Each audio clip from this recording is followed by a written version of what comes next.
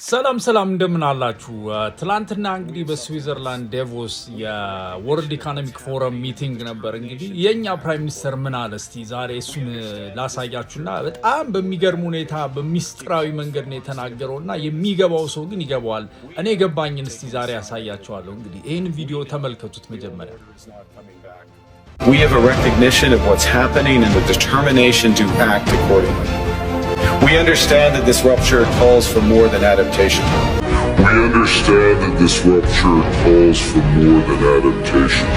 It calls for honesty about the world as it is. We are taking the sign out of the window. We know the old order is not coming back. We shouldn't mourn it. Nostalgia is not a strategy. But we believe that from the fracture, we can build something bigger, better, stronger, more just. This is the task of the middle powers. The countries that have the most to lose from a world of fortresses and the most to gain from genuine cooperation. The powerful have their power. But we have something too. The capacity to stop pretending. To name reality, to build our strength at home, and to act together. That is Canada's path. Canada is sold. Canada, you know what? Canada is sold out. Sold out for the demon, the devil. It's የተሸጠች ሀገር ናት። Canada is already በቃ ተሽጣለች. Expect something not good. እየተናገረ ያለው ምንድነው?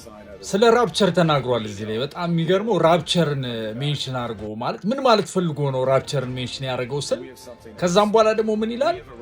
the old is never come ያለፈው ነገር አይመጣም፣ ሞርን አናርገው፣ በቃ አናልቅስ፣ አይመለስም። new world order, the old order is not working, we are taking a sign out of the window ከመስኮቱ እየወጣን ነው።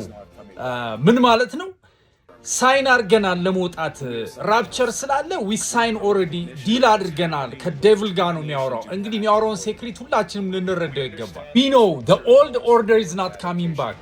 እንግዲህ ዘ ኦልድ ኦርደር ኢዝ ናት ካሚንግ ባክ። ዊ ኖ እናውቃለን። የኦልድ ያለፈው ስርዓት ተመልሶ አይመጣም።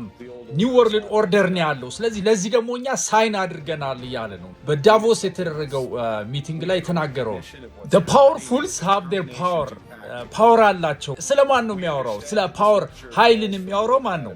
እነዚህ ስለተጣሉት መላእክቶች ወይም ስለ ዴቪል ስለ ዲመን ነው የሚያወራ ያለው። በደንብ አንደርስታንድ ልናደርገው ይገባል። እኛም የሆነ ነገር አለን። we have something to እሱም ምንድነው? ፕሪቴንድ ማድረግ የለብንም። ለዚህ ፓወር ሰሬንድ ማድረግ አለብን ነው የሚለው። እንግዲህ በሌላ ቋንቋ ትራምፕን የነካውን ያለው ማለት ነው። ተሽጣለች። ቀጥታ የዲመን የነዚህ የሴክሬት ሶሳይቲ አጀንዳቸው ነው። ስለ ራፕቸር አወራ፣ ስለ ፓወር አወራ። እኛ በቃ ራፕቸር ሆኗል፣ ኦልዱ አይመጣም፣ አዲስ ሲስተም ነው መዘርጋት ያለብን አለ። እንግዲህ ለሚገባው ሰው ይሄ በጣም ይገባዋል። ለክርስቲያን በተለይ ፕሊስ እንንቃ። እየተደረገ ያለውን ነገር በቃ በጣም አይኖቻችንን ከፍተን ልናይ ይገባል። እና ይሄ እንግዲህ ካናዳው ፕራይም ሚኒስተር ነው ይሄንን ያለው።